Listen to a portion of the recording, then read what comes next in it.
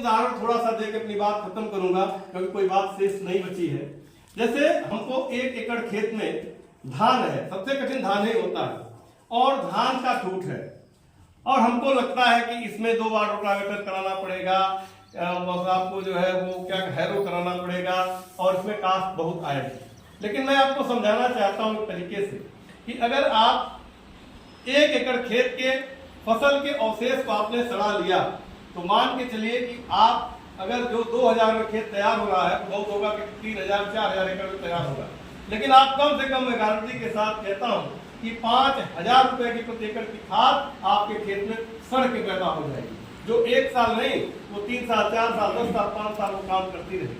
और आपके खेत में डाई यूरिया पोटाश आप कम डाल दीजिए, और वो लगातार कई साल कम डालिए। आपके खेत में जो डाई है ना, डाई ऐसे पड़ी रहती है, और पड़ने का क्या कारण होता है कि सूक्ष्म जीव नहीं, जब ये सूक्ष्म जीव सक्रिय होंगे तो उसको घोल के रूप में परिवर्तित करके पौधों को दे दिया करेंगे। इसलिए अपने खेत में पुराने लोग यहाँ बैठे हैं, खेत में गर्मी की जुताई लोग करते थे, अब नहीं कर रहे हैं। गर्मी की जुताई करने से कीड़े मकोड़े मर जाते थे, जल धारण क्षमता बढ़ जाती थी, मेड़ों की सफाई लोग करते थे, उसमें जो हानिकारक जीव है वो मेड़ों में छिपा रहते थे, आज वो छिपेंगे नहीं, अब छिपे रहते हैं और दुनिया भर की बीमारी पैदा करते हैं।